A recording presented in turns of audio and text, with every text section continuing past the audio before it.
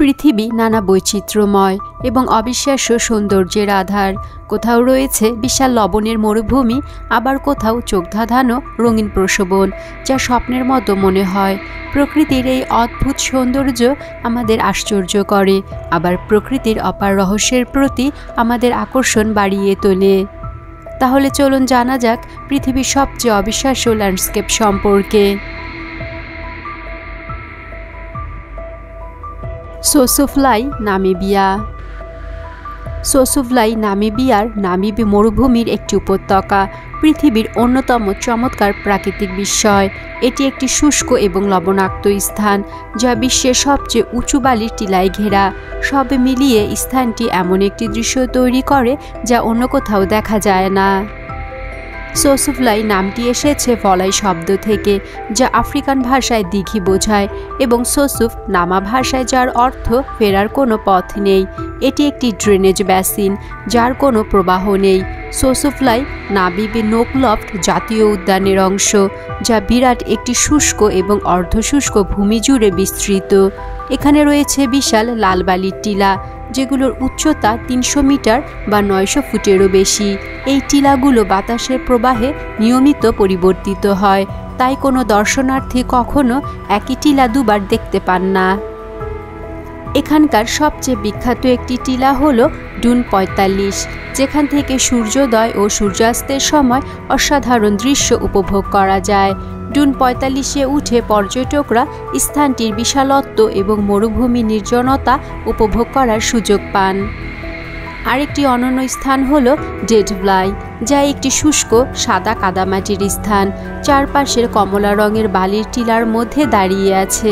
এখানে প্রাচীন Camel Throne গাছের অবশিষ্টাংশ রয়েছে, যেগুলো প্রায় 900 বছরেরও পুরনো এবং শুষ্ক আবহাওয়ার কারণে সংরক্ষিত আছে। এর অদ্ভুত সৌন্দর্য একে নামিবিয়ার সবচেয়ে বেশি ছবি তোলা স্থানগুলোর একটিতে পরিণত করেছে।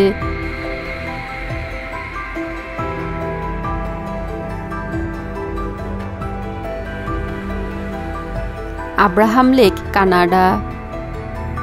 আব্রাহাম লেক, যা কানাডার আলবার্টায় অবস্থিত একটি কৃত্রিম হ্রদ, যা নর্থ সাসকাচুয়ান নদীতে তৈরি। এটি তার চমৎকার ফিকে নীল জল এবং প্রতি বছর ঘটে যাওয়া একটি অদ্ভুত ঘটনার জন্য পরিচিত, যা একটি অবাস্তব প্রাকৃতিক দৃশ্য তৈরি করে। 1972 সালে বিগ হর্ন ড্যাম নির্মাণের মাধ্যমে এই হ্রদটি তৈরি করা হয়। এটি প্রায় 20 মাইল লম্বা এবং 20 বর্গমাইল এলাকা জুড়ে বিস্তৃত। এই লেকটি আলাদা কারণ শীতের মাসগুলোতে এখানে মিথেন গ্যাসের বুদবুদগুলো বরফে জমে যায়। এই বুদবুদগুলো তৈরি হয় যখন হ্রদের তলদেশে থাকা জৈব পদার্থ পচে গিয়ে গ্যাস নির্গত করে। এই প্রক্রিয়াটি নিয়মিতভাবে ঘটে, তবে যখন পানি বরফে পরিণত হতে শুরু করে তখন গ্যাস আটকে গিয়ে সাদা বুদবুদের মতো স্তর তৈরি করে। বুদবুদগুলো দেখার সবচেয়ে ভালো সময় হলো ডিসেম্বরের শেষ থেকে ফেব্রুয়ারি শুরু পর্যন্ত, যখন বরফ এতটাই পুরু যে হাঁটা যায় এবং নিচের বুদবুদগুলো দেখা যায়। তবে হ্রদ পরিদর্শনে গেলে সতর্ক থাকতে হবে, কারণ বরফের পুরুত্ব বিভিন্ন জায়গায় ভিন্ন হতে পারে। হ্রদের উপর হাঁটার আগে বরফের স্থিতিশীলতা পরীক্ষা করা খুবই গুরুত্বপূর্ণ।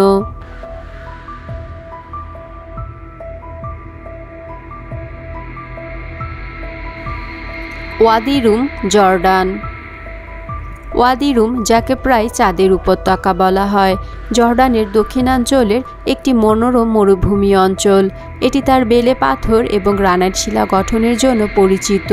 অঞ্চলটি প্রায় 720 বর্গ কিলোমিটার বা 278 বর্গমাইল এলাকা জুড়ে বিস্তৃত এবং আকাবা শহর থেকে প্রায় 37 মাইল পূর্বে অবস্থিত। এখানকার প্রাকৃতিক দৃশ্য অসাধারণ, যেখানে সুউচ্চ পর্বত, বিশাল মরুভূমি এবং চারিদিকে সমৃদ্ধ লাল ও কমলা রং দেখা যায়। জর্ডানের সর্বোচ্চ শৃঙ্গ জেবেল আদ্দামি 6040 ফুট বা প্রায় 1880 মিটার উঁচু, এবং এখান থেকে মরুভূমি ও তার বাইরের দৃশ্য উপভোগ করা যায়। আরেকটি গুরুত্বপূর্ণ আকর্ষণ হল বুরদা রক ব্রিজ, যা বিশ্বের অন্যতম বৃহত্তম প্রাকৃতিক খিলান। ওয়াদি রুম আন্তর্জাতিক খ্যাতি লাভ করে লরেন্স অব আরাবিয়ার কারণে। যিনি 1917 সালে ওসমানীয় সাম্রাজ্যের বিরুদ্ধে আরব বিদ্রোহের সময় এই অঞ্চলের মধ্য দিয়ে যান। তার বই 7 পিলার্স অফ ওয়াইজডমে মরুভূমির বর্ণনা অঞ্চলটিকে রোমান্টিকভাবে তুলে ধরেন। 1962 সালের সিনেমায় এটি প্রদর্শিত হওয়ার পর থেকে এর খ্যাতি আরও বেড়ে যায়। বর্তমানে পর্যটন এই অঞ্চলের অর্থনীতির একটি বড় অংশ।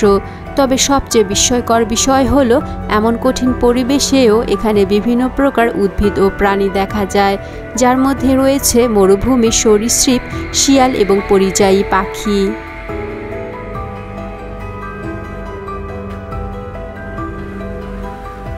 হুনিহানাই, ইউনান, চীন। হুনিহানাই ধান ক্ষেত, যা চীনের ইউনান প্রদেশে অবস্থিত, একটি বিস্ময়কর মানবসৃষ্ট কৃষি উদাহরণ। এই ধান ক্ষেতগুলো 41,000 একরেরও বেশি এলাকা জুড়ে বিস্তৃত। হানাই জনগণ গত 1300 বছরেরও বেশি সময় ধরে এই ধান ক্ষেতগুলোর যত্ন নিচ্ছেন।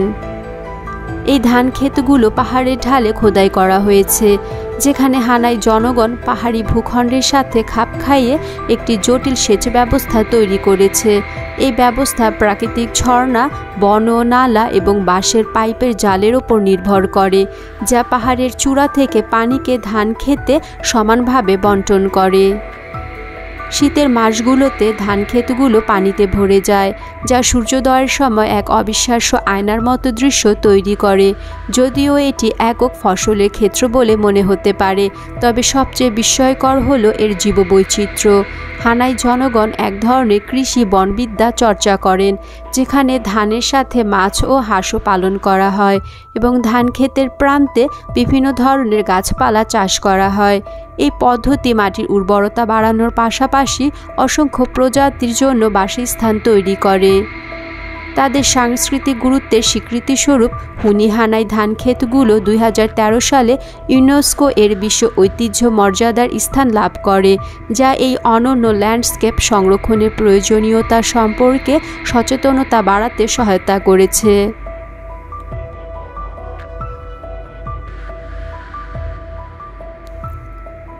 আতাচাফালায়া বেসিন, লুইজিয়ানা, মার্কিন যুক্তরাষ্ট্র। আতাচাফালায়া বেসিন, যা মার্কিন যুক্তরাষ্ট্রের লুইজিয়ানার দক্ষিণ মধ্য অঞ্চলে অবস্থিত, দেশের সবচেয়ে বড় জলাভূমি। এটি প্রায় 1.4 মিলিয়ন একর জুড়ে বিস্তৃত এবং একটি বিশাল বাস্তুতন্ত্র, যা জলাভূমি, ম্যানগ্রোভ, পশ্চাৎপথের হ্রদ এবং নদী চ্যানেল নিয়ে গঠিত। এটি আতাচাফালায়া নদী, মিসিসিপি এবং রেড নদী সহ আরও বেশ কিছু নদীর মিলিত প্রবাহে গঠিত, যা একটি জটিল জলপথ নেটওয়ার্ক তৈরি করেছে।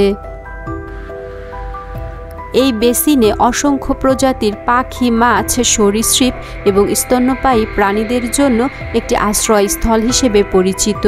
বিশেষত এটি ম্যাজেস্টিক বোল্ট ঈগলের জন্য বিখ্যাত, যারা এই অঞ্চলের লম্বা সাইপ্রেস গাছে বাসা বাঁধে। এছাড়াও এখানে বিভিন্ন ধরনের মাছ পাওয়া যায়, যা শখের মাছ ধরার জন্য একটি জনপ্রিয় গন্তব্যস্থল। বেসিনে প্রচুর সংখ্যক কুমির, ওটার এবং হরিণও দেখা যায়। আতাচাফালায়া বেসিন প্রাকৃতিক বন্যা প্রতিরোধ ব্যবস্থা হিসেবেও কাজ করে, বিশেষ করে মিসিসিপি নদীর অতিরিক্ত পানি প্রবাহিত হওয়ার সময়। এটি লোকালয়ের বন্যা প্রতিরোধে সহায়তা করে। এছাড়া যুক্তরাষ্ট্রের আর্মি কর্পস অফ ইঞ্জিনিয়ার্স বিভিন্ন বাঁধ ও নিয়ন্ত্রণ কাঠামো নির্মাণ করেছে, যা বেসিনের প্রাকৃতিক অবস্থার সংরক্ষণ এবং মানব বসতির সুরক্ষার মধ্যে একটি সূক্ষ্ম ভারসাম্য বজায় রাখতে সাহায্য করে। এটি কেবল সাম্প্রতিক সময়ই নয়, বরং বহুদিন ধরেই কুয়োজন এবং ক্রিওল সম্প্রদায়ের জন্য একটি গুরুত্বপূর্ণ স্থান। তারা প্রজন্মের পর প্রজন্ম ধরে মাছ ধরা, শিকার এবং ফাঁদ পাতার মতো ঐতিহ্যবাহী জীবনযাত্রা অনুসরণ করে আসছে।